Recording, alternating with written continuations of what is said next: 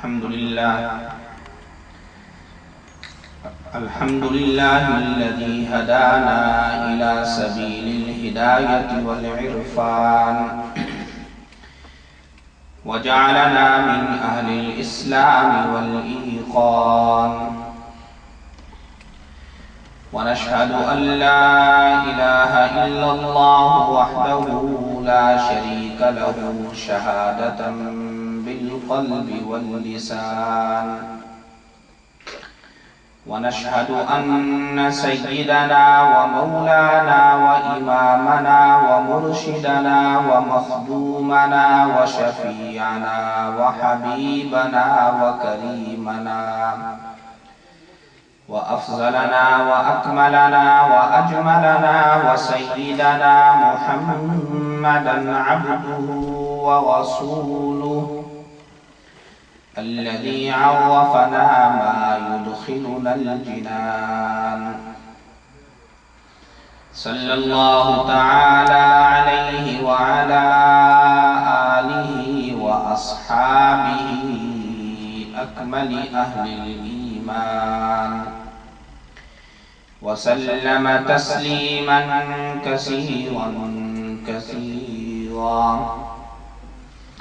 أما بعد فأعوذ بالله من الشيطان الرجيم. بسم الله الرحمن الرحيم. وقل اعملوا فسيرى الله عملكم ورسوله والمؤمنون وستردون إلى عالم الغيب والشهادة فينبئكم بما كنتم تعملون. صدق الله العظيم وصدق رسوله النبي الكريم ونحن على ذلك من الشاهدين والشاكرين والحمد لله رب العالمين. تمام حضرات محبت و عقیدت کے ساتھ درود شریف پڑھ لیں. اللهم صل على محمد وعلى آل محمد كما صليت على إبراهيم وعلى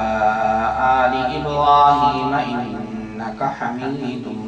مجيد. اللهم بارك على محمد وعلى آل محمد كما باركت على إبراهيم وعلى آل إبراهيم إنك حميد مجيد.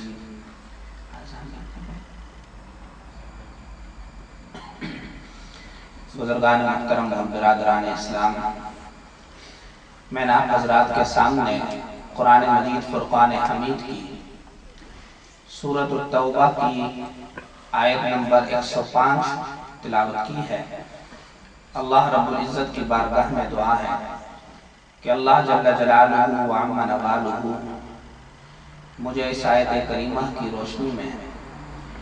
دین کی صحیح باتیں اخلاص کے ساتھ کہنے کی اور سمجھانے کی توفیق عطا فرمائے،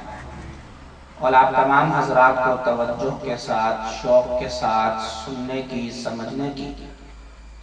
اور اس پر پھر ہم سب کو اللہ رب العزت عمل کرنے کی توفیق عطا فرمائے. میں نے جو آیت کریمہ تلاوت کی ہے یہ 11ویں سپارے کے اندر ہے اور سورۃ التوبہ کی آیت نمبر 105 ہے. اس سے پہلے کہ میں اس آیت کے متعلق عرض کروں کہ اس آیت کے اندر اللہ تبارک و تعالی نے کیا حکم دیا ہے اور کیا ارشاد فرمایا ہے، اسی آیت کی تشریح میں سرکار دو عالم رحمت دو عالم صلی اللہ علیہ وسلم کی ایک حدیث آپ حضرات کے سامنے عرض کروں گا، اور اس حدیث کی روشنی میں اس آیت کا مطلب اور مفہوم بھی واضح ہو جاتا ہے. اور سرکار دو عالم رحمت دو عالم صلی اللہ علیہ وسلم کی جو حدیث ہے اس حدیث میں سرکار دو عالم رحمت دو عالم صلی اللہ علیہ وسلم نے مثال کے ذریعے بات کو سمجھایا ہے. اور آپ جانتے ہیں کہ مثال کے ذریعے سے بات کو سمجھنا بڑا آسان ہوتا ہے. بڑا مشکل موضوع بھی اگر ہو اور بات سمجھ میں نہ آ رہی ہو تو مثال کے ذریعے سے اس بات کو سمجھنا بڑا آسان ہوتا ہے. اور اللہ تبارک و تعالی نے حضرات انبیاء علیہ السلام کو یہ خصوصیت دی ہوتی ہے کہ وہ مثال کے ذریعے سے بات کو آسانی کے ساتھ سمجھانا کا ملکہ رکھتے ہیں. اور پھر انبیاء علیہ السلام کے بعد اللہ نے علماء کے اندر اور بزرگان دین کے اندر بھی یہ خاصیت رکھی ہوتی ہے کہ وہ مشکل سے مشکل بات کو بھی مثال کے ذریعے سے بڑی آسانی کے ساتھ اگلے کو سمجھا دیتے ہیں. حضرت مولانا قاسم نانوتوی رحمۃ اللہ علیہ جو بہت بڑے عالم اور بزرگ گزرے ہیں جنہوں نے دارالعلوم دیوبند کی بنیاد رکھی تھی، ان کے پاس ایک آدمی آتا جاتا تھا، بلکہ ان کا مرید تھا جس کا نام اللہ دین تھا، جو قصاب تھا اور گوشت کا کاروبار کرتا تھا، گائے ذبح کرتا تھا اور اس کا گوشت ہے وہ بیچا کرتا تھا. ایک مرتبہ اس نے حضرت سے ایک سوال کیا کہ یہ جو احادیث میں آتا ہے کہ اپنے مردوں کو بزرگوں کے قریب دفن کیا کرو، بزرگوں کے مزارات کے پاس اور ان کی قبروں کے پاس دفن کیا کرو، دفن کرنے کی کوشش کیا کرو، تو اس نے حضرت سے یہ سوال کیا کہ انسان کے ساتھ تو اپنا عمل جاتا ہے، اگر اس کا عمل اچھا ہے، نیک عمل ہے، تو وہ چاہے کسی بھی جگہ پر دفن ہو تو اس کو اس کا نیک عمل کام آئے گا، اور اگر اس کا عمل ٹھیک نہیں ہے تو چاہے وہ کسی ولی اللہ کے پاس ہی کیوں دفن نہ ہو جائے، کسی بزرگ اور عالم دین کے پاس ہی دفن کیوں نہ ہو جائے، تو کوئی فائدہ نہیں ہے. تو یہ جو حدیث میں آتا ہے کہ اپنے بزرگوں کو یا اپنے رشتہ داروں کو بزرگوں کے قریب دفن کرنے کی کوشش کرو، تو اس کا کیا مطلب ہے؟ تو اب وہ بیچارہ سیدھا سادہ آدمی تھا جس کی اتنی تعلیم بھی نہیں تھی، تو اب حضرت نے اسے فرمایا کہ بعد میں تمہیں اس کا جواب دوں گا. تو اب تھوڑی دیر کے بعد اس بات کو جو اس نے سوال کیا 15-20 منٹ جب گزر گئے تو گرمی کا موسم تھا، تو وہی اللہ دین جو ہے وہ حضرت کو پنکھا لگانے لگا، ہاتھ کا جو پنکھا ہوتا ہے وہ لگا رہا تھا. تو پنکھا لگا رہا تھا تو حضرت نے اس سے پوچھا کہ اللہ دین تم یہ پنکھا کسے لگا رہے ہو؟ تو اس نے کہا کہ حضرت یہ پنکھا تو میں آپ کو لگا رہا ہوں. تو پوچھا کہ یہ میرے پاس جو لوگ بیٹھے ہوئے ہیں ان کو تو نہیں لگا رہے؟ تو اس نے کہا کہ نہیں، میں تو آپ کو لگا رہا ہوں اس لیے کہ آپ میرے بزرگ ہیں، پیر ہیں، یہ نہ میرے استاد ہیں نہ میرے بزرگ ہیں، ان کو میں پنکھا کیوں لگاؤں؟ تو حضرت نے فرمایا کہ اچھا تم پنکھا تو مجھے لگا رہے ہو لیکن اس کی ہوا جو ہے وہ انہیں پہنچ رہی ہے یا نہیں؟ تو کہا کہ ہاں اس کی ہوا جو ہے وہ انہیں پہنچ رہی ہے. تو فرمایا کہ تمہارے سوال کا جواب ہے کہ اگرچہ جو بزرگوں کے جو مزارات ہوتے ہیں، جو ان کی قبریں ہوتی ہیں، ان کے اوپر اللہ کی رحمتیں برستی ہیں اور مرکز تو وہ قبر ہوتی ہے، اس بزرگ کا مزار ہوتا ہے، لیکن اس کے قریب دفن ہونے کی وجہ سے وہ رحمت کی ہوائیں جو ہے وہ آس پاس والوں کے اوپر بھی پہنچتی ہیں. تو یہ مثال کے ذریعے سے جو ہے وہ اس بات کو بڑا آسانی کے ساتھ جو ہے وہ اسے سمجھا دیا. ورنہ یہ عالم برزخ کا مسئلہ تھا، اگر ہم اس کے سامنے دلائل رکھتے یا احادیث وغیرہ رکھتے تو شاید بات کا سمجھنا مشکل ہوتا. تو آسانی کے ساتھ جو ہے وہ بات سمجھ میں آ گئی، تو اس لیے مثال کے ذریعے سے جو ہے بات بڑی آسانی کے ساتھ جو ہے وہ سمجھ میں آ جاتی ہے. اسی طریقے سے ایک دفعہ حضرت نانوتوی رحمۃ اللہ علیہ مظفر نگر تشریف لے جا رہے تھے، تو اسٹیشن پر جب رکے تو وہاں پر اس علاقے میں جو ایک بڑا ہندو تھا جو بڑا ماہر تھا ریاضی میں، اقلیدس کا جاننے والا تھا، ریاضی کا ماہر تھا. اس کو پتہ چلا کہ حضرت جو ہے وہ تشریف لائے ہیں اور اسٹیشن پر ہے، تو وہ ملنے کے لیے آیا، کیونکہ حضرت کو بھی جو ہے نا بڑی مہارت تھی ریاضی کے اندر، بڑی مہارت تھی انہیں، اور اقلیدس پر انہوں نے بھی اعتراضات کیے تھے 12. تو وہ آیا اور جو ہے وہ ملا بڑے ادب کے ساتھ، اور پھر اس کے بعد اس ہندو نے حضرت سے ایک سوال کیا، اور وہ سوال یہ کیا کہ حضرت کہ یہ جو آپ کے مذہب میں ہے اور آپ کے دین میں ہے کہ ہر چیز جو ہے وہ لوح محفوظ میں لکھی ہوئی ہے، انسان کوئی بھی عمل کرے، اچھا کرے برا کرے، ہلے، کوئی بھی ذرہ ذرہ جو ہے وہ لوح محفوظ کے اندر لکھا ہوا ہے، جانوروں کے متعلق بھی، زمین و آسمان کے متعلق بھی، ہر چیز کے متعلق جو ہے وہ ہر چیز جو ہے وہ لوح محفوظ میں لکھی ہوئی ہے۔ تو اس نے سوال کیا کہ جب ہر چیز لوح محفوظ میں لکھی ہوئی ہے تو لوح محفوظ تو پھر بہت بڑی بلا ہوگی، بہت بڑی چیز ہوگی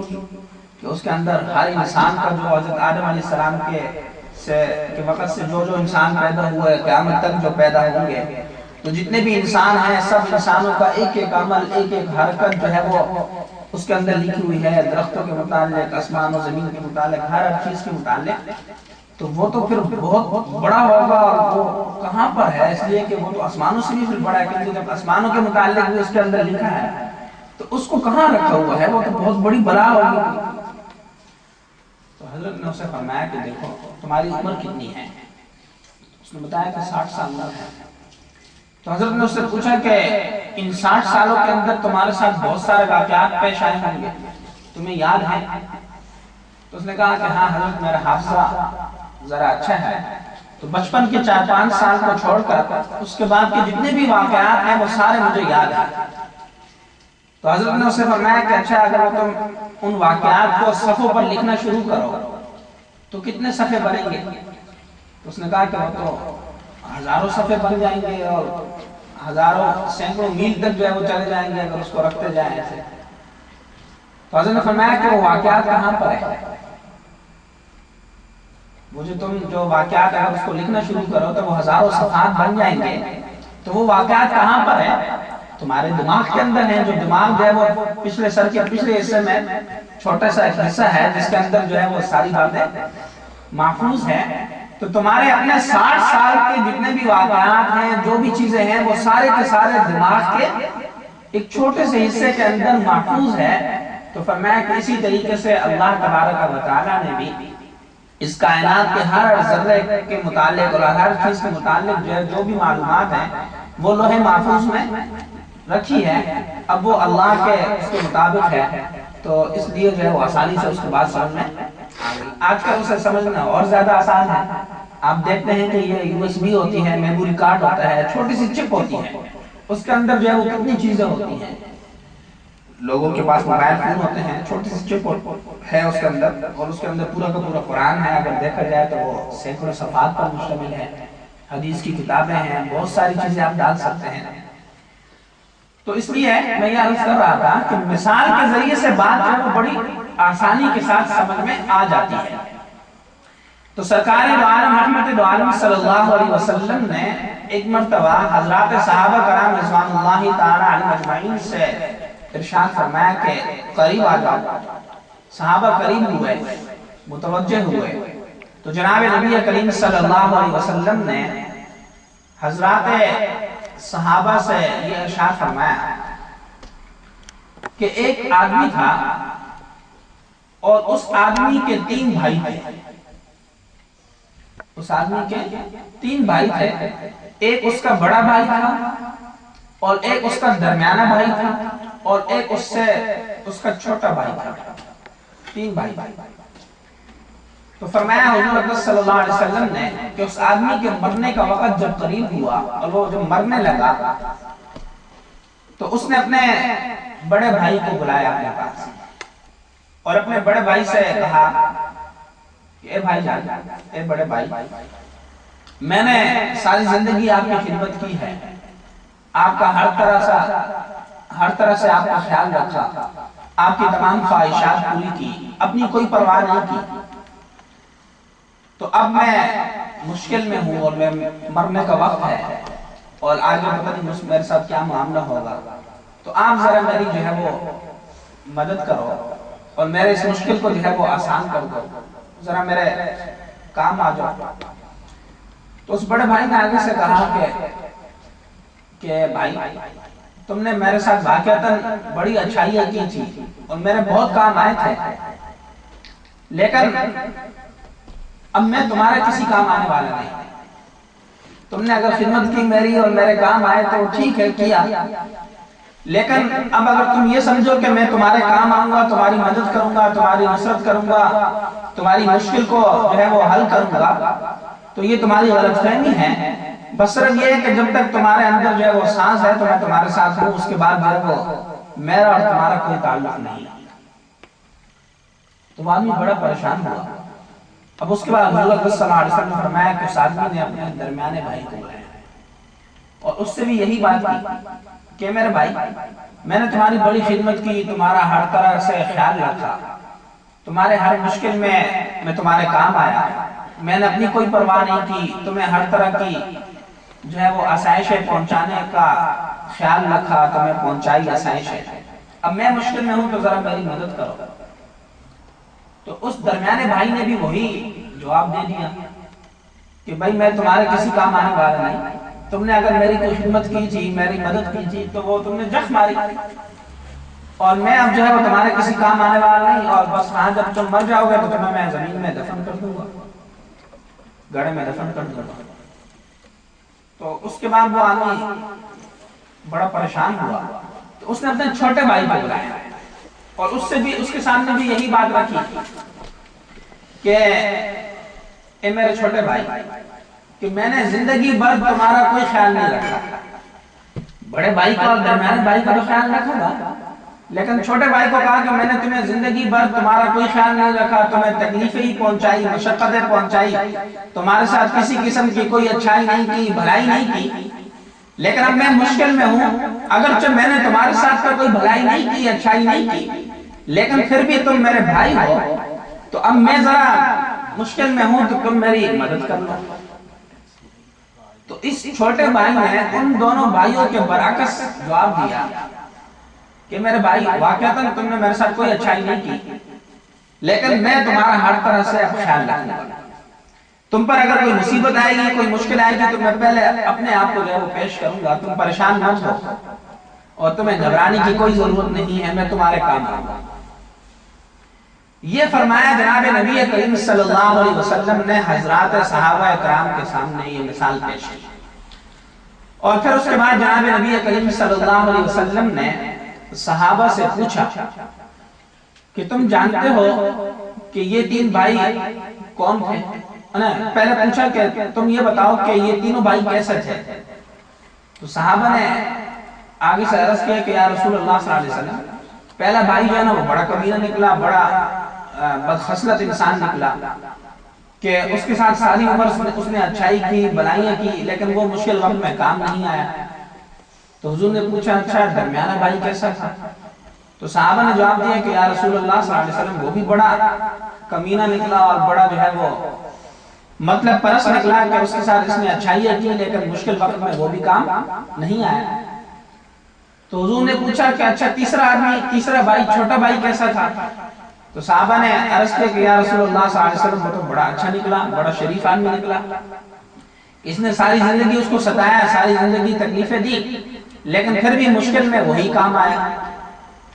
تو اب اس کے بعد حضور اکرم صلی اللہ علیہ وسلم نے پوچھا صحابہ سے کہ تمہیں پتہ ہے کہ یہ تینوں بھائی کون تھے؟ تو صحابہ نے فرمایا اللہ و رسول عالم، کہ اللہ اور اس کے رسول زیادہ جانتے ہیں، ہمیں معلوم نہیں۔ تو اس کے بعد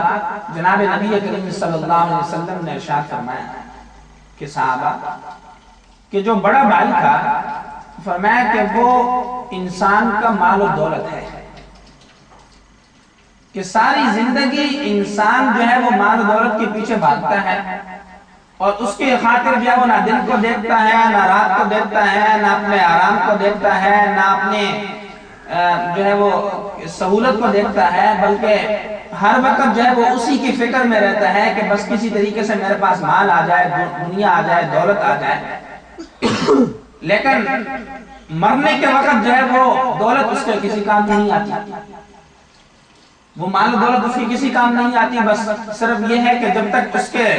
جسم میں سانس ہے تو وہ مال و دولت اس کے ساتھ ہے، جیسے ہی اس کی آنکھ بند ہوئی تو وہی مال و دولت جو ہے وہ اس کا کسی کام نہیں آتی، اس کا اور اس کا جو ہے وہ رشتہ آپس میں تعلق جو ہے وہ ختم ہو گیا، اب وہ مال اس کا نہیں رہتا، اب اسی مال پر جو ہے وہ اس کے وارث اور اس کے رشتہ دار جو ہے وہ لڑتے ہیں جھگڑتے ہیں جیسے ہی اس کی آنکھ بند ہوتی ہے۔ اللہ اکبر کبیرہ۔ تو فرمایا جناب نبی کریم صلی اللہ علیہ وسلم نے کہ بڑے بھائی سے مراد انسان کا مال و دولت ہے کہ یہ انسان کے کسی کام نہیں آتا۔ لیکن میں یہاں پر یہ بھی عرض کر دوں کہ یاد رکھیے کہ دین اسلام کے اندر رہبانیت نہیں ہے، لا رہبانیت فی الاسلام، اسلام کے اندر رہبانیت نہیں ہے۔ پہلے مذہبوں کے اندر اور پہلے ادیان کے اندر یہ تھا کہ اپنے مال و دولت کو چھوڑ دو، دنیا کو چھوڑ دو اور جا کر ایک گوشہ نشینی اختیار کر لو، آرام سے جا کر وہ جنگلوں میں بیٹھ جاؤ اور عبادت کرو۔ دین اسلام کے اندر یہ نہیں کہ جو ہے وہ اپنے گھر بار کو چھوڑ دو، اپنی اولاد کو چھوڑ دو، دنیا کو چھوڑ دو اور بس جا کر جو ہے وہ ایک کونے میں بیٹھ جاؤ۔ یہ ہمارا دین جو ہے وہ ہمیں اس کی تعلیم نہیں دیتا۔ ہمارا دین ہمیں یہ تعلیم دیتا ہے کہ دولت بھی کماؤ، دنیا بھی کماؤ، اپنے گھر والوں کے لیے کماؤ، اولاد کے لیے کماؤ اور ان کے حقوق کا خیال رکھو، جتنا کما سکتے ہو کماؤ، لیکن صرف یہ ہے کہ اس مال و دولت کو اپنا خادم مت بناؤ، اس کو اپنا مخدوم مت بناؤ بلکہ اس کو اپنا خادم بناؤ۔ اس کی محبت جو ہے وہ تمہارے دل میں پیدا نہ ہو۔ یہ نہیں کہ مال و دولت کی خاطر جو ہے وہ تم نے اپنے اللہ اور اس کے رسول کے حکموں کو بھی فراموش کر دیا، پس پش ڈال دیا، نہ دین کے مسائل کا کوئی فکر ہے، نہ دین کے احکامات پر عمل کرنے کا کوئی جذبہ دل میں پیدا ہوتا ہے۔ نہیں، مال و دولت کماؤ اور اچھی طرح کماؤ، اس سے منع نہیں کیا ہمارے دین میں، بس صرف یہ ہے کہ اس کی محبت جو ہے وہ دل میں پیدا نہ ہو۔ ورنہ آپ دیکھیں حضرات صحابہ کرام رضوان اللہ تعالی اجمعین جنہوں نے تجارتیں بھی کی، زراعتیں بھی کی اور مال و دولت کمایا، لیکن اس کی محبت جو ہے وہ ان کے دل میں نہیں آئی تھی۔ حضرت عبدالرحمن بن عوف رضی اللہ تعالیٰ عنہ جو مشہور صحابی گزرے ہیں، بڑے مالدار صحابی تھے اور اتنے مالدار تھے کہ ان کی بڑی بڑے محلات تھے روم کے اندر، فارس کے اندر اور جگہ جگہ کے اندر، اور ان کا اتنا مال تھا کہ وہ اونٹوں پر لد کر آتا تھا۔ اور بسا اوقات آتا ہے کتابوں کے اندر کہ اتنا خزانہ ہوتا تھا کہ وہ فرماتے تھے کہ اس کو سنبھالنے کے لیے جگہ نہیں ہوتی تھی، تو فرماتے تھے کہ اس کو اسی کونے میں ڈھیر لگا لو، تو وہ باہر جو ہے وہ سامان کی طرح جو ہے وہ باہر سونا بھی اور باہر مال و دولت جو ہے وہ سارا باہر پڑا ہوتا تھا، اتنے مال و دولت تھی ان کے پاس۔ لیکن عالم یہ تھا کہ ان کے دسترخوان پر 400-500 آدمی روزانہ کھانا کھاتے تھے، اور لکھا ہے کتابوں کے اندر کہ جب وہ 400 آدمی کے لیے دسترخوان لگتا تھا اور اس میں قسم کے کھانے ہوتے تھے، اور جب سارے بیٹھ جاتے تھے اور حضرت عبدالرحمن بن عوف بھی آ جاتے تھے دسترخوان پر بیٹھ جاتے تھے، تو جیسے اس کھانے کو دیکھتے تو رونا شروع ہو جاتے، اور اتنا روتے چونکہ صحابی تھے، ان کے رونے کا اثر مجمع پر بھی ہوتا، سارا کا سارا مجمع رونا شروع ہو جاتا، اور فرماتے تھے کہ کہیں میرے اعمال کی جزا مجھے دنیا کے اندر تو نہیں مل گئی کہ میرے لیے آخرت میں کچھ ہی نہ بچے۔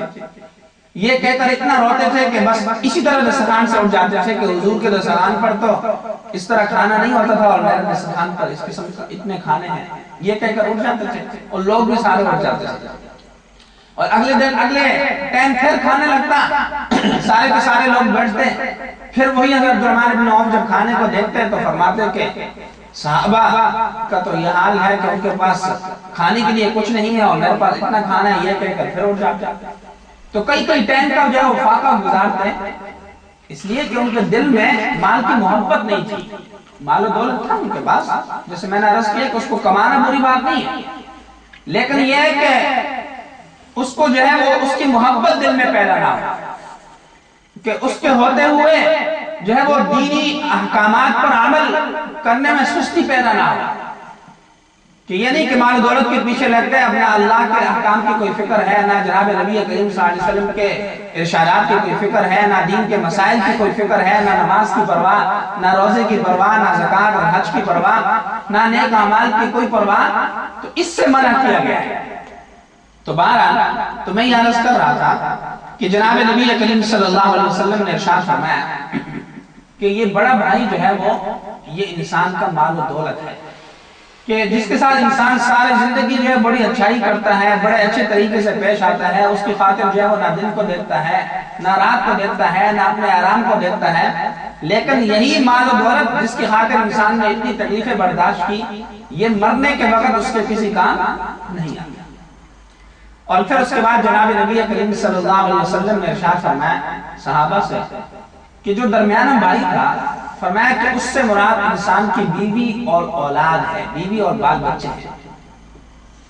کہ اپنی بیوی کی خاطر اور اپنی اولاد کی خاطر جو ہے وہ انسان جو ہے وہ ساری زندگی جو ہے وہ ان کی خدمت میں لگا رہتا ہے، ان کی خدمت کرتا ہے،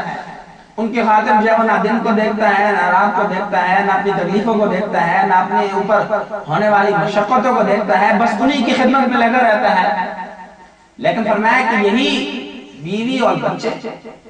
مرنے کے بعد اس کے کسی کام نہیں آتے، بس صرف یہ کہ اس کو یہ کہتے ہیں کہ جب تم مر جاؤ گے تو ہم تمہیں زمین میں دفن کر دیں گے، اور بس پھر اس کے بعد نہ ہمارا تم سے کوئی تعلق، نہ تمہارا ہم سے کوئی تعلق۔ تو فرمایا کہ یہ بھی اس کی کسی کام نہیں آتے۔ لیکن یاد رکھیے، البتہ اگر انسان نے اپنی بیوی بچوں کی صحیح تربیت کی ہو، ان کی صحیح تربیت کی ہو اور ان کو صحیح مسائل سکھائے ہو اور ان کو دین سکھایا ہو، تو پھر وہ کام آ سکتے ہیں۔ وہ کس طرح کہ اگر بیوی کی صحیح تربیت کی ہو تو وہی بیوی جو ہے وہ مرنے کے بعد اس کے لیے ایصال ثواب کرے گی، قرآن پڑھ کے جو ہے وہ ثواب پہنچائے گی، اور جو ہے وہ ذکر و اذکار کر کے ثواب پہنچائے گی۔ اولاد کی صحیح تربیت کی ہو تو حدیث میں آتا ہے کہ جیسے انسان جو ہے وہ بہت سارے صدقے کرتا ہے، کہ کہیں پر کنواں کھود دیا، کہیں جو ہے وہ ہسپتال بنا دیا، مسافر خانہ بنا دیا، یہ اس کے لیے صدقہ جاریہ ہوتا ہے، کہیں پر مسجد بنا دی، مدرسہ بنا دیا۔ فرمایا کہ سب سے بڑا صدقہ جاریہ کیا ہے؟ کہ انسان اپنی اولاد کی صحیح تربیت کرے، اس کو علم دین سکھائے، اس کو علم سکھائے، کہ وہ بعد میں جو ہے وہ اس کے لیے ایصال ثواب کرتا رہے۔ تو اس صورت میں تو بیوی اور اولاد جو ہے وہ کام آتی ہے کہ جب ان کی صحیح تربیت کی ہو اور ان کی صحیح تربیت کی ہو تو پھر اس کے بعد تو وہ کام آتی ہے اور اس کے لیے ایصال ثواب کریں گے۔ لیکن اگر ان کی صحیح تربیت نہ کی ہو اور بس انہی کی خدمت میں لگے رہے، نہ ان کی تربیت کی، نہ اپنے دین کی کوئی فکر کی، نہ اپنی کوئی فکر کی، تو پھر وہ بیوی اور بال بچے جو ہے وہ انسان کی کسی کام نہیں آتے۔ یہ فرمایا جناب نبی کریم صلی اللہ علیہ وسلم نے۔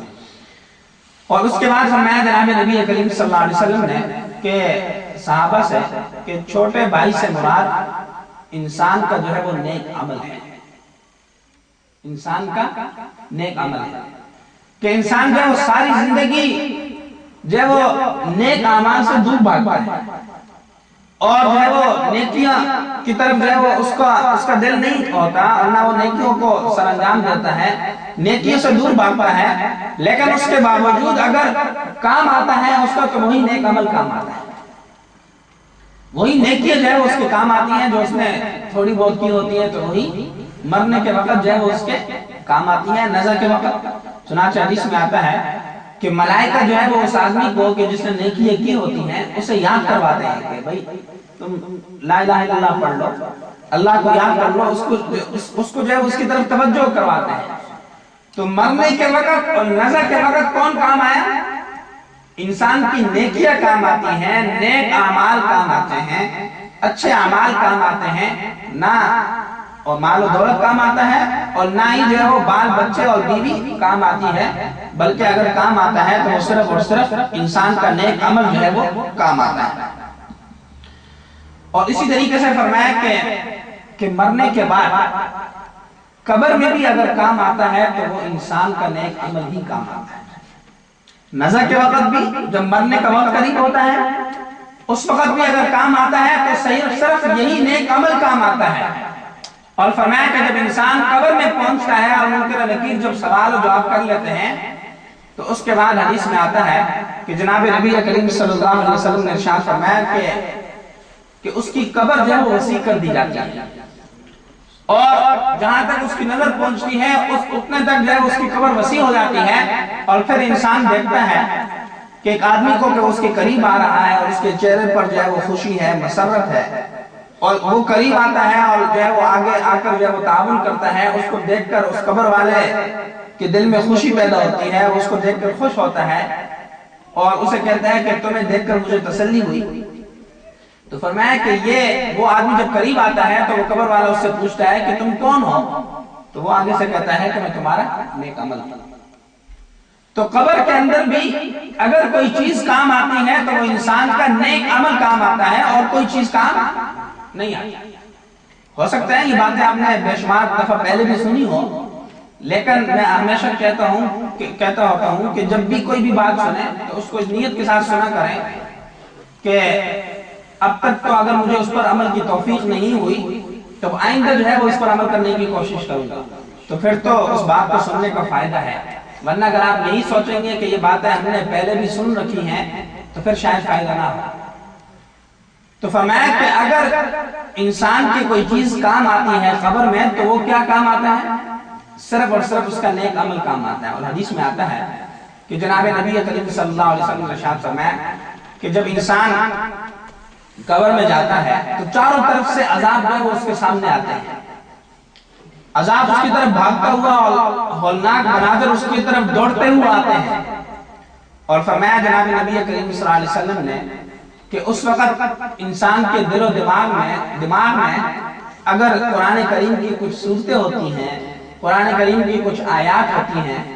تو وہ آیات آگے بڑھ کر جو ہے وہ اس کو روکتی ہیں انسان کی طرف آنے سے۔ انسان کی طرف آنے سے وہ آیات جو ہے وہ اسے روکتی ہیں۔ اور پھر جب وہ دائیں طرف سے آتے ہیں تو فرمایا کہ دائیں طرف سے آنے سے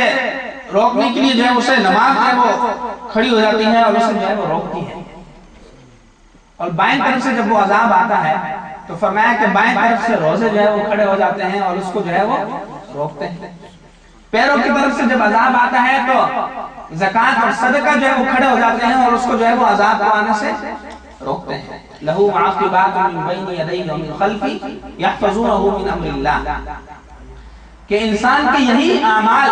جو اس نے دنیا کے اندر کیے ہوتے ہیں، یہی نیک اعمال جو ہے وہ اس کو قبر کے اندر بھی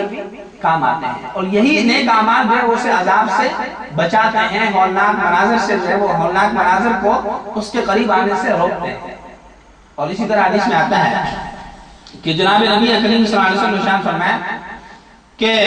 جب انسان جو ہے وہ قبر سے اٹھ کر میدان محشر میں جائے گا، قبر سے اٹھ کر میدان محشر میں جائے گا تو اس کے آگے آگے جو ہے وہ لا الہ الا اللہ ہوگا۔ دنیا میں جب وہ لا الہ الا اللہ پڑھتا تھا تو وہی لا الہ الا اللہ جو ہے اس کے آگے آگے ہوگا، اور سر کے اوپر جو ہے وہ اللہ اکبر ہوگا۔ دنیا میں کہتا تھا اللہ اکبر اللہ اکبر، تو وہ سر کے اوپر ہوگا، اور دائیں طرف جو ہے وہ سبحان اللہ، اور بائیں طرف الحمدللہ، اور پشت پر جو ہے وہ لا حول ولا قوت الا باللہ، یہ کلمات جو ہے وہ اس کے کام آئیں گے، اور یہ پانچوں جو ہے وہ اس کی حفاظت کریں گے اور میدان محشر کے ہولناک مناظر سے اس کو بچائیں گے۔ تو نزع کے وقت بھی اگر انسان پہ کوئی چیز کام آتی ہے تو وہ کیا کام آتا ہے؟ صرف اور صرف نیک عمل۔ اور قبر کے اندر بھی اگر کوئی چیز کام آتی ہے تو وہ نیک عمل۔ اور پھر قبر کے بعد میدان محشر کے اندر بھی اگر کوئی چیز کام آتی ہے اور حفاظت کرتی ہے اور ناک مناظر سے، تو وہ کیا؟ وہ جو ہے وہ نیک عمل جو ہے وہ اس کے کام آتا ہے۔ تو اس لیے میرے بزرگوں اور دوستوں، عرض کرنے کا مقصد یہ ہے کہ ہر جگہ پر نیکی کام آتی ہے، ہر جگہ پر نیکی کام آتی ہے، اور بلکہ دنیا کے اندر بھی نیکی کام آتی ہے، دنیا کے اندر بھی نیکی کام آتی ہے۔ چنانچہ ایک اور جگہ پر قرآن کریم کے اندر اللہ نے ارشاد فرمایا کہ من عمل صالحا من ذکر او انثى وهو مؤمن فلنحيينه حیاة طیبة ولنجزینهم اجرهم باحسن ما كانوا يعملون، کہ جو انسان جو وہ نیک عمل کرتا ہے، چاہے وہ مذکر ہو، مؤنث ہو، مرد ہو، عورت ہو، اس حال میں کہ وہ مومن ہو، تو فرمایا کہ ہم اس کو پاکیزہ زندگی عطا کریں گے۔ آج دنیا میں ہر انسان چاہتا ہے نا کہ مجھے پاکیزہ زندگی ملے، مجھے اعلیٰ زندگی ملے، تو اللہ فرما رہے ہیں قرآن کریم کے اندر کہ پاکیزہ زندگی اور اچھی زندگی ہم کسے دیتے ہیں؟ کہ جو نیک عمل کرتا ہے، جو اچھے اعمال کرتا ہے، ہم اس کی دنیا کے اندر کیا دیتے ہیں؟ اچھی زندگی دیتے ہیں، پاکیزہ زندگی دیتے ہیں۔ اور اس کے ساتھ ساتھ جو ہے فرمایا کہ وَلَنَجْزِيَنَّهُمْ أَجْرَهُمْ بِأَحْسَنِ مَا كَانُوا يَعْمَلُونَ، کہ آخرت میں اس کو جو ہے وہ بہترین اجر ملے گا، بہترین بدلہ ملے گا، اور اعمال کا جو اس نے کیے ہوں اچھی صورت میں اس کو بدلہ ملے گا۔ تو دنیا کے اندر بھی نیک کام جو ہے وہ کام آتے ہیں، نیک اعمال جو ہے وہ کام آتے ہیں، اور دنیا کے اندر بھی اس انسان کی بڑی عزت ہوتی ہے جو نیک اعمال کرتا ہے۔ چنانچہ آپ دیکھتے ہیں کہ اگر کوئی نیک آدمی کسی مقدمے میں پھنس جائے یا کوئی کسی چیز میں پھنس جائے تو لوگ کہتے ہیں کہ یار یہ بڑا اچھا آدمی ہے، بڑا نیک آدمی ہے، بیچارہ جو ہے وہ خواہ جو ہے وہ اس مقدمے میں پھنس گیا، تو اس کی نیکی کی وجہ سے لوگ جو ہے اس کی تعریف کر رہے ہوتے ہیں، اور وہی نیکی جو ہے وہ دنیا میں بھی کام آ رہی ہوتی ہے۔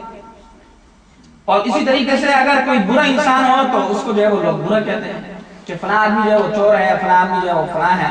حالانکہ کسی نے اس کو چوری کرتا ہوا دیکھا نہیں ہوتا، لیکن جو ہے وہ لوگوں کو پتہ ہوتا ہے، اور وہ اس لیے کہ حدیث میں آتا ہے کہ جناب نبی کریم صلی اللہ علیہ وسلم نے ارشاد فرمایا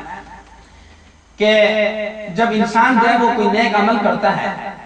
تو فرمایا کہ اللہ تبارک و تعالی فرشتوں سے فرماتے ہیں، حضرت جبرائیل امین سے فرماتے ہیں کہ جبرائیل امین فرشتوں کے اندر اعلان کر دو کہ اس انسان سے میں محبت کرتا ہوں، تم سب بھی اس سے محبت کرو۔ چنانچہ حضرت جبرائیل امین فرشتوں کے اندر اعلان فرماتے ہیں، اور پھر تمام کے تمام فرشتے جو ہے وہ آگے اعلان کرتے ہیں کہ تمام کی تمام مخلوق جو ہے وہ اس انسان سے محبت کرے، اس لیے کہ یہ اس سے جو ہے وہ اللہ تبارک و تعالی محبت کرتے ہیں۔ تو دنیا کے اندر بھی یہی نیکی کام آتی ہے، اور حدیث میں آتا ہے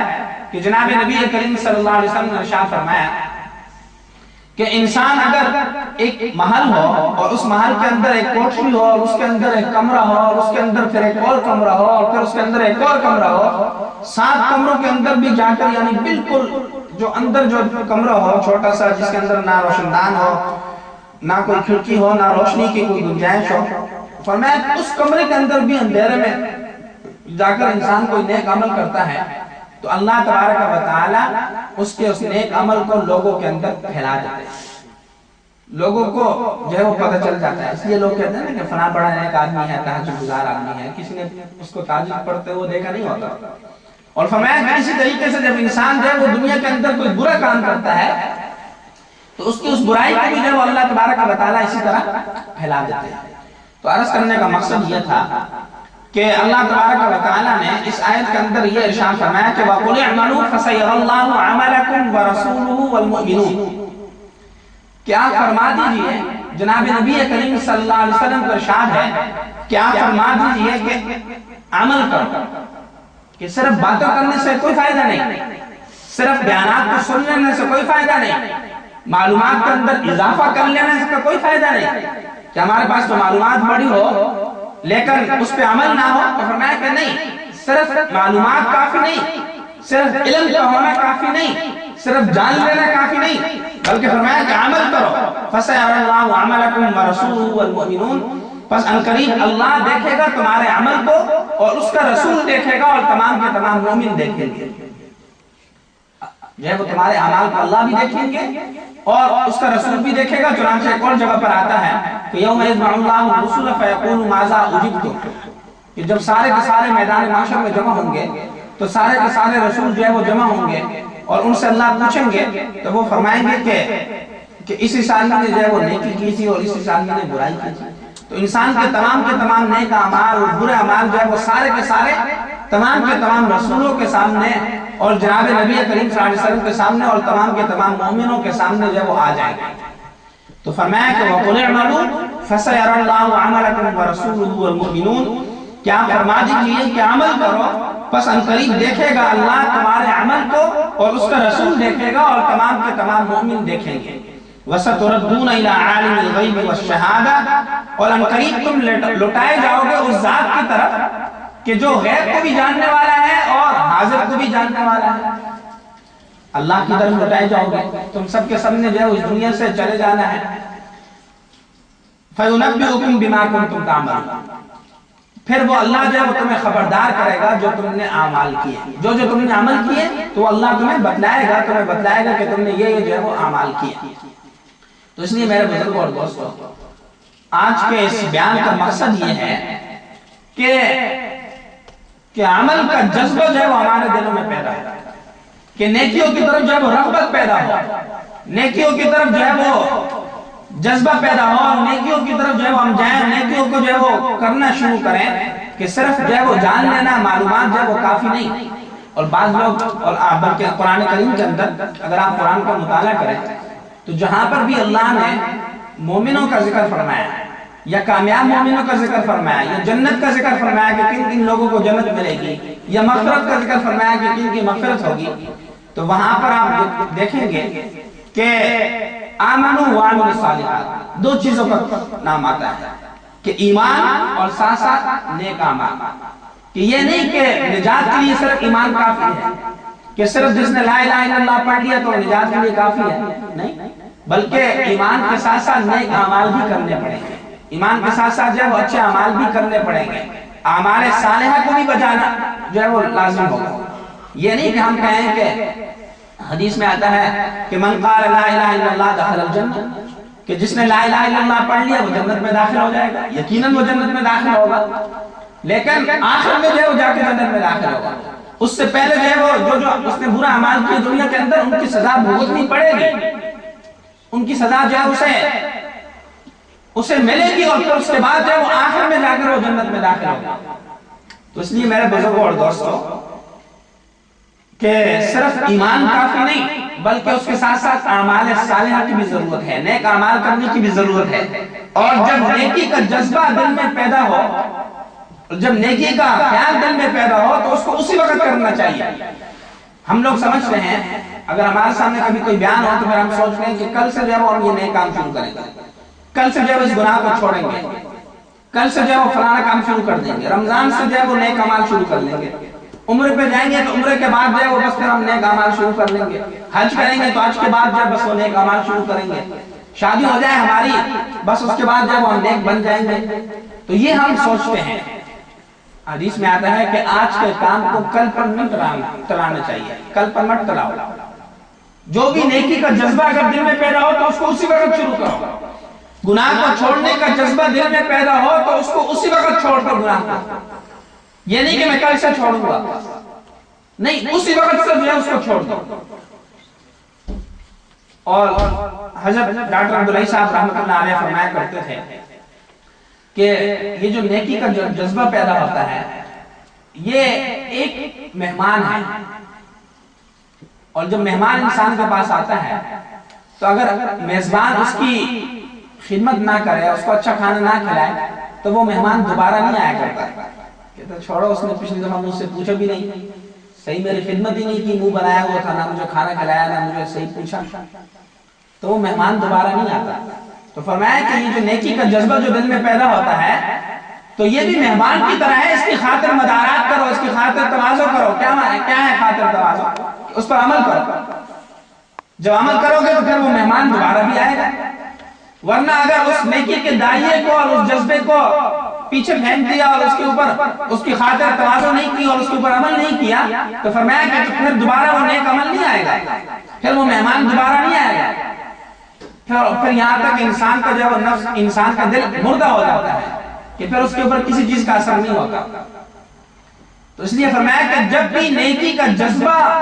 دل میں پیدا ہو، داعیہ پیدا ہو تو اسی وقت اس پر عمل کرنا شروع کر دو، اسی وقت جو ہے اس کو اختیار کرو اور اس کو کل پر مت ٹلاؤ۔ اور نیکی صرف یہ نہیں ہے کہ نماز، روزہ، زکوٰۃ اور حج صرف بس یہی نیکی ہے۔ میں ہمیشہ عرض کرتا رہتا ہوں کہ صرف نماز یا روزہ یا زکوٰۃ یا حج صرف یہ نیکی نہیں ہے، یہ بھی نیکی ہے، لیکن اس کے ساتھ ساتھ جو ہے وہ اچھے اخلاق اور اچھی معاشرت، کہ آپ کے کسی قول سے، آپ کے کسی فعل سے کسی دوسرے انسان کو تکلیف نہ ہو، اچھا برتاؤ، اچھا رہن سہن، لوگوں کے حقوق ادا کرنا، ماں باپ کے حقوق ادا کرنا، رشتہ داروں کے حقوق ادا کرنا، دوستوں کے، دوست احباب کے حقوق ادا کرنا، یہ سارے کے سارے نیکیاں ہیں۔ ہم سمجھتے ہیں کہ بس صرف نیکی یہ ہے کہ بس جو ہے وہ سارا دن مسجد میں بیٹھے رہو اور نفلیں پڑھتے رہو، ذکر اذکار کرتے رہو، قرآن کی تلاوت کرتے رہو، بس صرف یہی نیکی ہے، نہ رشتہ داروں کا خیال ہے، نہ رشتہ داروں کے حقوق کا کوئی خیال ہے، نہ رشتہ داروں کے غمی اور خوشی میں ان کے ساتھ شریک ہونے کا کوئی خیال ہے، نہ ان کے کسی کام آنے کا خیال ہے، بس اپنے دل میں یہ سمجھا ہوا ہے کہ بس نیکی صرف یہی ہے کہ بس میں سارا دن جو ہے مسجد میں بیٹھا رہوں اور ذکر و اذکار کرتا رہوں، قرآن کی تلاوت کرتا رہوں، بس صرف یہی نیکی ہے۔ نہیں، صرف یہ نیکی نہیں ہے، بلکہ حقوق اللہ سے زیادہ جو ہے حقوق العباد مقدم ہے۔ حقوق اللہ سے زیادہ حقوق العباد مقدم ہے، کہ حقوق اللہ تو اللہ کے حق ہے، اللہ غفور رحیم ذات ہے، معاف فرما دیں گے، لیکن جو حقوق العباد ہے وہ معاف نہیں ہوتے جب تک کہ وہ انسان آپ کو معاف نہ کر لے۔ تو آپ نے مشہور حدیث سنی ہوگی کہ سرکار دو عالم رحمت دو عالم صلی اللہ علیہ وسلم نے ارشاد فرمایا مرتبہ صحابہ سے کہ صحابہ مجھے یہ بتلاؤ کہ سب سے بڑا مفلس اور دیوالیہ یعنی غریب آدمی کون ہے؟ تو صحابہ نے آگے سے فرمایا کہ یا رسول اللہ وہ آدمی کہ جس کے پاس درہم اور دنانیر نہ ہو، جس کے پاس پیسے نہ ہو، تو وہ آدمی غریب ہے، مفلس ہے، دیوالیہ ہے۔ تو حضور نے فرمایا کہ نہیں، فرمایا کہ مفلس آدمی وہ ہے کہ جب کل قیامت کے دن وہ اللہ کے دربار میں پیش ہو اور اس کے پاس بہت ساری نیکیاں بھی ہوں، اس نے نمازیں پڑھی ہوں، روزے رکھے ہوں، زکوٰۃ دی ہو، حج کیے ہوں، عمرے کیے ہوں، نیک اعمال کیے ہوں، ذکر و اذکار نوافل پڑھے ہو، قرآن کی تلاوت کی ہو، اور وہ ان تمام نیک اعمال کے ساتھ اللہ کے دربار میں پیش ہو، اور ساتھ میں وہاں پر کوئی آدمی کھڑا ہو جائے اور کہے کہ یا اللہ اس نے میرا حق مارا تھا، تو اللہ فرمائیں گے کہ اس کی نیکی جو ہے وہ اس کو دے دو۔ دوسرا آدمی کھڑا ہوگا کہ یا اللہ اس نے میرا بھی حق مارا تھا، مجھے بھی تکلیف پہنچائی تھی، تو اللہ فرمائیں گے کہ اس کی نیکی اس کو بھی دے دو۔ تو کرتے کرتے حضور نے فرمایا کہ اس کی ساری نیکیاں ختم ہو جائیں گی، ساری نیکیاں ختم ہو جائیں گی، اور اس کے بعد پھر کچھ لوگ اور آئیں گے اور کہیں گے کہ یا اللہ اس نے ہمارا بھی حق مارا تھا۔ تو حضور نے فرمایا کہ پھر اب اللہ حکم دیں گے کہ ان لوگوں کی جو برائیاں ہیں ان کی برائیوں کو اس کے نامہ اعمال میں ڈال دیں، اور فرمایا کہ ان کی برائیوں کو لے کر اس کے نامہ اعمال میں ڈال دیا جائے گا اور اس کو پھر جہنم کے آگ کے اندر ڈال دیا جائے گا۔ فرمایا کہ سب سے زیادہ مفلس اور سب سے زیادہ غریب آدمی یا مسکین آدمی یہ انسان ہے۔ تو اس لیے اپنے حد تک یہ سمجھنا کہ بس صرف نیکی یہی ہے کہ بس میں اپنی مسجد میں بیٹھ رہا ہوں اور بس ذکر و اذکار کرتا رہوں اور نوافل پڑھتا رہوں، بس یہی نیکی ہے، نہیں۔ اس وقت دیکھنا چاہیے کہ وقت کا تقاضا کیا ہے، مجھ سے اس وقت کس چیز کا تقاضا ہے۔ یہاں تک علماء نے لکھا ہے کہ اگر آپ کہیں دور رہتے ہیں اور آپ کے گھر میں اچانک جو ہے آپ کی بیوی کو تکلیف ہو گئی، کوئی پریشانی آ گئی، اور ادھر نماز کا ٹائم ہو رہا ہے اور آپ کا بس شوق یہ ہے کہ مجھے نماز کے لیے جانا ہے، پہلی صف میں جا کر کھڑا ہونا ہے، تو اب حکم یہ ہے کہ اب مسجد اگر جاؤ گے تو گناہ ہوگا۔ اب اپنے جو ہے وہ بیوی کا خیال رکھو، اگر وہ بیمار ہے تو اس کی عیادت کرو، اس کے کام آؤ، اسی طریقے سے گھر کا کوئی بھی آدمی ہو۔ تو یہ جو ہمارے دلوں کے اندر بعض دفعہ جو ہے وہ ہم اپنی طرف سے ایک دین کا ایک حصہ بنا لیتے ہیں کہ بس دین یہ ہے کہ بس ہم جس کام کو ہم صحیح سمجھتے ہیں کہ بس وہی دین ہے، مجھے اپنا معمول جو ہے وہ حالت میں پورا کرنا ہے، بس مجھے سارا دن جو ہے وہ مسجد میں رہنا ہے، باقی چاہے کچھ بھی ہو جائے، گھر میں کوئی ہے اگر تکلیف میں ہے تو رہے، اگر کسی کو کوئی تکلیف ہے تو رہے، مشقت ہے تو رہے، مجھے اس کا کیا، مجھے اپنا بس وہی عمل پورا کرنا ہے، معمول پورا کرنا ہے۔ یہ دین نہیں ہے، یہ دین نہیں ہے۔ تو اس لیے میرے بزرگوں اور دوستو، دین صرف ان عبادات کا نام نہیں بلکہ اس میں ساتھ ساتھ معاملات، آپ کے معاملات اچھے ہوں، معاشرت ہو، اخلاق ہو، یہ سارے کے سارے جو ہے وہ دین کا حصہ ہے، یہ سارے کے سارے دین کا حصہ ہے۔ تو اس لیے ان تمام نیک اعمال کو کرنے کی ضرورت ہے، اور حضرات صحابہ کرام رضوان اللہ تعالیٰ اجمعین نے اس پر عمل کیا تھا، انہوں نے ہر نیکی پر عمل کیا تھا، ان کے معاشرت بھی صحیح تھی، ان کے اخلاق بھی صحیح تھے، ان کے معاملات بھی صحیح تھے، یہ ساری چیزیں تھی، تو اس کی وجہ سے جو ہے وہ دین پھیلا۔ آج بہت سے لوگ کہتے ہیں کہ بلکہ مستشرقین انہیں کہا جاتا ہے کہ جو جنہوں نے قرآن و حدیث کی تعلیم حاصل کی ہو اور اس کو جو ہے وہ اپنے لحاظ سے جو ہے اس کا مطلب سمجھتے ہوں اور پھر جو ہے وہ اسلام پر اعتراضات کرتے ہیں، اپنی طرف سے یہ سمجھتے ہیں کہ ہم اسلام کی خدمت کر رہے ہیں، لیکن وہ اسلام کو بدنام کرنے کی کوشش کر رہے ہوتے ہیں۔ تو بہت سے لوگ یہ کہتے ہیں کہ اسلام جو ہے وہ تلوار کے زور سے پھیلا، نہیں، اسلام تلوار کے زور سے نہیں پھیلا، بلکہ اسلام کے اندر تو جبر اور اکراہ ہے ہی نہیں، اسلام کے اندر تو زور اور زبردستی کا اس کی کوئی گنجائش ہی نہیں ہے، لا اکراہ فی الدین،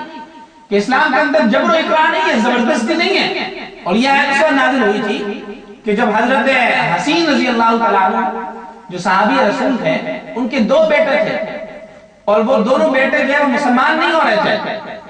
تو وہ حضور کی خدمت میں حاضر ہوئے کہ یا رسول اللہ میں انہیں زبردستی مسلمان کر دوں، میرے بیٹے ہیں، میں انہیں حکم دوں گا زبردستی مسلمان کر دوں؟ تو یہ آیت نازل ہوئی کہ لا اکراہ فی الدین، کہ دین کے اندر زبردستی نہیں ہے، جبر و اکراہ نہیں ہے کہ کسی کو زبردستی جو ہے مسلمان کر لو. تو دین جو ہے وہ تلوار کے زور سے نہیں پھیلا، بلکہ اس وقت جب جناب نبی کریم صلی اللہ علیہ وسلم نے جو ہے وہ دین کی دعوت کا آغاز کیا تو اس وقت تو یہ حالت تھی کہ کئی دن ایسے گزر جاتے تھے کہ کوئی آپ کے ساتھ ہنس کر بات نہیں کرتا تھا، مسکرا کر بات نہیں کرتا تھا. تکلیفیں دی جاتی تھی، آپ کو مشقتوں سے دوچار کیا جاتا تھا، صحابہ کو جو ہے وہ ہر قسم کی تکلیفیں دی گئی. البتہ یہ کہا جا سکتا ہے کہ دین کو روکنے کے لیے جبر کیا گیا ہے، دین کا راستہ روکنے کے لیے تلوار استعمال کی گئی، زبردستی کی گئی اسلام کو روکنے کے لیے، لیکن اسلام کو پھیلانے کے لیے زبردستی نہیں کی گئی. کیوں؟ اس لیے کہ صاف سیدھی سی بات ہے کہ اگر آپ کسی کو زبردستی مسلمان بھی کر دو اور وہ لا الہ الا اللہ بھی پڑھ لے، لیکن اگر وہ دل سے مسلمان نہ ہو تو مسلمان نہیں ہو سکتا. اس لیے کہ دین اور مسلمان ہونا، مومن ہونا، اس کا تعلق جو ہے وہ دل کے ساتھ ہے. کہ اگر کوئی دل کے ساتھ مسلمان ہوتا ہے، مومن ہوتا ہے تو وہ تو مسلمان ہے، مومن ہے. لیکن اگر زبردستی کسی کو مسلمان کر دو اور وہ اوپر سے کلمہ بھی پڑھ لے تو وہ مسلمان نہیں ہو سکتا اگر وہ دل سے مسلمان نہ ہو. منافقین کی مثال آپ کے سامنے کہ وہ اوپر سے تو کلمہ پڑھتے تھے لیکن دل سے مسلمان نہیں تھے. تو قرآن میں کیا آتا ہے کہ ان المنافقین فی الدرک الاسفل من النار. دوبارہ تو دین کے اندر زبردستی نہیں ہے کہ آپ زبردستی جو ہے وہ کسی کو کسی عمل پر مجبور کرو، کہ آپ جو ہے وہ کسی کو پر زبردستی جو ہے وہ کرو کہ بھائی تم نے نمازیں پڑھنی ہے، تم نے بس یہ نیک عمل کرنا ہے. اسلام کے اندر اس کا کوئی وہ نہیں. اسلام یہ نہیں کہتا کہ زبردستی کسی سے کوئی نیک عمل کرو. لا اکراہ فی الدین، اسلام کے اندر جبر و اکراہ نہیں ہے کہ زبردستی کسی سے جو ہے وہ کوئی نیک عمل کراؤ، نہیں، بلکہ اس کو سمجھاؤ اور سمجھانے کے بعد آہستہ آہستہ وہ خود جو ہے اس نیک عمل کو کرنا شروع کرے. یہ اسلام ہمیں سکھاتا ہے کہ زبردستی مت کراؤ. ورنہ وہ واقعہ بھی آتا ہے ازالۃ الخفا کے اندر ذکر ہے کہ حضرت عمر رضی اللہ تعالیٰ عنہ کے زمانے میں ان کا ایک غلام تھا، ایک خادم تھا جو وہاں پر حضرت عمر رضی اللہ عنہ کے کام کرتا تھا اور بڑا امانتدار تھا، بڑا دیانتدار تھا. تو حضرت عمر کی خواہش تھی کہ مسلمان ہو جائے، کہ بڑا اچھا آدمی ہے، بڑا دیندار، بڑا دیانتدار آدمی ہے، امانتدار آدمی ہے، تو یہ مسلمان ہو جائے. تو اس کو ایک دفعہ حضرت عمر نے فرمایا کہ اگر اسلام کے اندر زبردستی ہوتی تو میں تمہیں زبردستی مسلمان کرتا، لیکن اسلام کے اندر زبردستی نہیں ہے. تو اس لیے میرے بزرگوں اور دوستوں کہ دین جو ہے وہ تلوار کے زور سے نہیں پھیلا ہے. اسلام تلوار کے زور سے نہیں پھیلا بلکہ اخلاق سے پھیلا ہے، مسلمانوں کی معاشرت سے پھیلا ہے اور مسلمانوں کے اخلاق سے پھیلا ہے، ان کے کردار سے پھیلا ہے، صحابہ کے کردار سے، اخلاق سے جو ہے وہ اسلام پھیلا ہے. اور اگر دین کے اندر زبردستی ہوتی اور اسلام تلوار کے زور سے پھیلا ہوتا تو ہندوستان کے اندر جہاں کہ ہم ہیں وہاں پر آج جو ہے وہ مسلمان زیادہ ہوتے ہیں، ہندو کم ہوتے ہیں، اس لیے کہ وہاں پر مسلمانوں نے 1000 سال حکومت کی ہے. تو اگر زبردستی سے پھیلا ہوتا اسلام تو وہاں پر ہندو زیادہ نہ ہوتے بلکہ مسلمان زیادہ ہوتے. لیکن تاریخ کے اندر آپ کو کوئی ایک واقعہ ایسا نہیں ملے گا، نہ ہی قرآن کے اندر کوئی ایک آیت ایسی ملے گی، نہ احادیث کے اندر کوئی حدیث ایسی ملے گی کہ جہاں پر یہ ہو کہ دین کو پھیلانے کے لیے جو ہے وہ زبردستی کی گئی ہو، جبر کیا گیا ہو، اکراہ کیا گیا ہو. ہاں البتہ آپ کو بہت سارے واقعات ایسے ملیں گے کہ اسلام کو روکنے کے لیے تلوار کا استعمال کیا گیا ہے، اسلام کو روکنے کے لیے، اسلام کے اشاعت کو روکنے کے لیے زبردستی کی گئی ہے. صحابہ کے زمانے کو دیکھ لیں اور پھر اس کے بعد اندلس کا حال دیکھیں کہ اندلس جہاں پر مسلمانوں نے حکومت کی 800 سال تک، اس کے بعد جب وہ دوسرے لوگوں نے وہاں پر قابض ہوئے تو انہوں نے کیا کیا کہ مسلمانوں کی مسجدوں کو جو ہے وہ رقص گاہوں میں اور جو ہے وہ اس میں تبدیل کر دیا اور لاکھوں اور ہزاروں مسلمانوں کو جلا دیا، زندہ جلا دیا گیا. تو اسلام کو روکنے کے لیے تو زبردستی کی گئی ہے لیکن اسلام کی اشاعت کے لیے زبردستی نہیں کی گئی ہے، تلوار کے زور سے اسلام نہیں پھیلا. بلکہ آج کل آپ دیکھیں کہ پچھلے 50 سالوں میں آپ مجھے بتائیں کہ مسلمانوں کی کتنی جنگیں ہوئی ہیں کافروں کے ساتھ، اور صحابہ حضور صلی اللہ علیہ وسلم کے زمانے میں کتنی جنگیں ہوئی، کافی جنگیں ہوئی، اور اس زمانے میں کافی جو ہے وہ کافر مارے گئے. لیکن ان پچھلے 50 سالوں میں مسلمانوں نے کتنی جنگیں لڑی؟ کوئی نہیں. اور جو ہے وہ اور اس زمانے میں جو ہے وہ کتنے کافر جو ہے وہ مارے گئے، لیکن اس کے باوجود جو ہے وہ اس کے باوجود جو ہے وہ آج کہ اگر سروے دیکھا جائے تو یہ کہتا ہے کہ 235% مسلمانوں کے اندر اضافہ ہوا، حالانکہ مسلمان مغلوب ہیں، تلوار تو ہے ہی نہیں، ٹیکنالوجی کے میدان میں پیچھے ہیں، سائنس کے میدان میں پیچھے ہیں، جو ہے وہ دنیاوی جتنی بھی علوم ہیں ان کے اندر بھی پیچھے ہیں، اپنے عیاشیوں کے اندر مست ہیں، لیکن اس کے باوجود جو ہے وہ اسلام کے اندر 235% اضافہ ہوا ہے۔ کیوں؟ اسلام کے اندر اپنی ایک کشش ہے، اسلام کے اندر اپنی ایک خوشبو ہے، اور خوشبو کو روکنے کے لیے جو ہے وہ کوئی چیز استعمال نہیں کی جا سکتی، خوشبو پھیلتی ہے۔ تو اسلام کے اندر اپنی ایک کشش ہے جس سے اسلام پھیلتا ہے، ورنہ اگر اسلام تلوار کے زور سے پھیلا ہوتا تو آج لوگ مسلمان نہ ہو رہے ہوتے۔ لیکن افسوس یہ ہے کہ آج اگر اسلام سے روکنے کے لیے اور دائرہ اسلام میں داخل ہونے کے لیے اگر مسلمانوں کو لوگوں کو روکنے کے لیے اگر سب سے بڑی رکاوٹ ہے تو وہ خود مسلمان ہے، خود مسلمان جو ہے وہ آج سب سے بڑی رکاوٹ ہے۔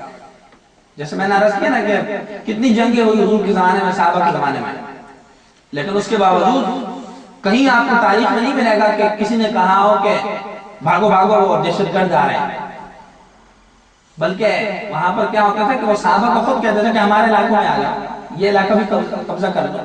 اس لیے کہ ان کے معاملات اچھے تھے، معاشرت اچھی تھی، اخلاق اچھے تھے۔ لیکن آج ہم جو ہے وہ لینے والے بنے، دینے والے نہیں رہے، تو اس لیے میرے بزرگ اور دوستوں بات دوسری طرف چلی گئی۔ تو میں یہ عرض کر رہا تھا کہ اپنے اعمال کو درست کرنے کی فکر کریں، اپنے اعمال کو درست کریں اور نیک اعمال کریں، اور جو ہے وہ نیک کی صرف عبادات کا نام نہیں بلکہ آپ کے معاملات بھی درست ہوں، آپ کے معاشرت بھی اچھی ہو، صحیح ہو، آپ کے اخلاق بھی اچھے ہوں، آپ کے کسی عمل اور فعل سے کسی دوسرے کو تکلیف نہ پہنچے۔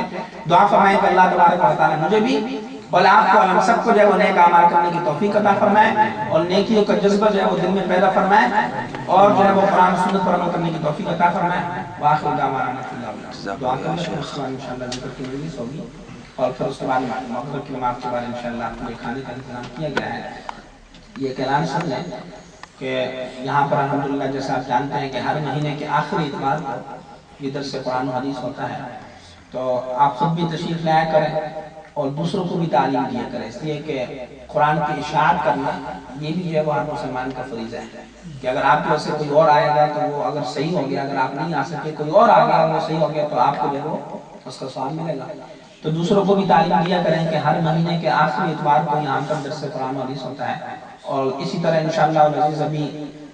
9 تاریخ کو یعنی اگلے مہینے کی 9 تاریخ کو 9 ستمبر کو یہاں پر عورتوں کے لیے بھی درس قرآن و حدیث ہوگا۔ پہلے بھی 2 پروگرام ہمارے ہو چکے ہیں عورتوں کے لیے اور الحمدللہ بڑے کامیاب رہے، تو ابھی انشاءاللہ 9 تاریخ کو بھی عورتوں کے لیے جو ہے وہ ماہانہ جو ہے وہ پروگرام ہے درس قرآن و حدیث کا، اور انشاءاللہ العزیز وہ پردے میں ہوگا، صرف اور صرف عورتوں کے لیے ہے، مردوں کے لیے نہیں۔ تو اپنے گھر والوں کو بھی بھیجا کریں، اپنے ماؤں بہنوں کو، اپنی بیٹیوں کو بھی بھیجا کریں، انشاءاللہ ان کو فائدہ ہوگا۔ اسی طریقے سے ایک اور اعلان یہ ہے کہ یہاں پر انشاءاللہ العزیز اکتوبر کے مہینے سے ہم جو ہے وہ دینی تعلیم کا آغاز کر رہے ہیں۔ عالم کورس آپ سمجھ لیں، پورا عالم کورس نہیں لیکن الحمدللہ کافی سارا وہ ہم شروع کر رہے ہیں، تو انشاءاللہ اس کے لیے جو ہے وہ اپنے بچوں کے نام جو ہے وہ جلد سے جلد لکھوا لیں، اس لیے کہ پھر بعد میں شاید پھر داخلہ نہ ملے، کیونکہ وہ جب پڑھائی شروع ہو جائے گی تو پھر بیچ میں داخلہ کرنا مشکل ہوگا۔ تو وہ 5 to 8 ہے، 5 سے لے کر 8 بجے تک وہ کلاس ہوگی منڈے ٹو فرائیڈے، اور وہ ان بچوں کے لیے کہ جنہوں نے ایک دفعہ ناظرہ پڑھ لیا ہو۔ جنہوں نے ناظرہ پڑھ لیا ہوتا ہے تو بہت سے بچے ایسے ہوتے ہیں کہ جو حفظ نہیں کرنا چاہتے، اور بہت سے ایسے ہوتے ہیں کہ جو حفظ کرنا چاہتے ہیں لیکن ان کا ذہن اتنا اچھا نہیں ہوتا، وہ نہیں کر سکتے، تو وہ پھر بیچارے کافی عرصہ جو ہے وہ حفظ میں گزار دیتے ہیں۔ تو ان کے لیے جو ہے ہم نے یہ سلسلہ شروع کیا ہے، انشاءاللہ العزیز دعا کریں کہ اللہ جو ہے وہ کامیاب کرے اس میں۔ تو اس میں بھی آپ اپنے دوست احباب کو بھی بتائیں، اپنے اشیاروں کو بھی بتائیں کہ اپنے بچوں کو یہاں پر بھیج سکتے ہیں، تاکہ ہم اس کی لسٹ بھی بنا لیں تاکہ جتنا جلد ہو سکے اور پھر اس کلاس کا آغاز ہو سکے۔ اللہ رب العالمین۔ یا اللہ جو دین کی باتیں کہی گئی ہیں یا اللہ اس پر ہم سب کو عمل کرنے کی توفیق عطا فرما، یا اللہ قرآن سے محبت فرما، قرآن سے محبت نصیب فرما، یا اللہ قرآن والوں سے محبت نصیب فرما، یا اللہ جناب نبی کریم صلی اللہ علیہ وسلم کے اسوہ حسنہ کو اپنی زندگی کے اندر اپنانے کی توفیق عطا فرما، یا اللہ جو دوست یہاں پر تشریف لائے ہیں یا اللہ ان سب کی زندگی میں برکت عطا فرما، ان سب کی پریشانی کو دور فرما، ان سب کی مصیبتوں کو دور فرما، یا اللہ ان کے مال میں اولاد میں برکت عطا فرما، یا اللہ ہر قسم کی خیر سے ہمارا مال فرما، ہر قسم کی شرور اور آفات سے حفاظت فرما، دشمنوں کے شر سے حاسدوں کے حسد سے محفوظ فرما، دشمنوں کے شر سے حاسدوں کے حسد سے محفوظ فرما، یا اللہ قرآن و سنت پر عمل کرنے کی توفیق عطا فرما، یا اللہ ہم میں یا ہمارے احباب متعلقین میں جو بیمار ہیں گھروں میں اسپتالوں میں، یا اللہ سب کچھ شفا کاملہ عاجل مستمر عطا فرما، یا اللہ جو پریشان ہو رہے ہیں ان کی پریشانی دور فرما، یا اللہ جو مقروض ہیں ان کو قرض فراز فرما، یا اللہ جو بے روزگار ہیں ان کو روزگار واسع وافر عطا فرما، یا اللہ جو بے اولاد ہیں ان کو اولاد صالح عطا فرما، یا اللہ جو اولاد والے ہیں ان کی اولاد کو نیک بنا۔ اللهم انا نسألك من خير ما سألك من نبيك محمد صلى الله عليه وسلم، ونعوذ بك من شر ما استعاذك من نبيك محمد صلى الله عليه وسلم، ربنا تقبل منا انك انت السميع العليم وتب علينا انك انت التواب الرحيم، وصلى الله تعالى على خير خلق محمد وعلى اله۔ اب انشاءاللہ ذکر کی مجلس ہوگی تو تمام حضرات سے درخواست ہے کہ قبلے کی طرف رخ کر کے بیٹھیں اور منہ نیچے کر کے جو ہے وہ اللہ کا ذکر کریں، مخلوق سے توجہ ہٹا کر اللہ کی طرف توجہ کریں، انشاءاللہ آپ کو یقین جو ہے وہ اطمینان قلب حاصل ہوگا، سکون حاصل ہوگا۔ الا بذکر اللہ تطمئن القلوب، اللہ کے ذکر سے جو وہ اطمینان قلب حاصل ہوتا ہے۔ تو میں الفاظ کہوں گا وہ ساتھ ساتھ میرے دہراتے رہے، انشاءاللہ آپ کو یقیناً جو ہے وہ سکون حاصل ہوگا۔ اور یہ مہینے میں ہم ایک دفعہ کرواتے ہیں، اور اس کا مقصد یہ نہیں ہوتا کہ بس آپ ایک دفعہ یہاں سے کر کے چلے جائیں بس، پھر اس کے بعد چھٹی۔ مقصد یہ ہے کہ آپ گھر میں جا کر روزانہ اگر 5 منٹ بھی جو ہے وہ آپ بیٹھ کر اگر ذکر کریں گے تو انشاءاللہ آپ کو فائدہ ہوگا۔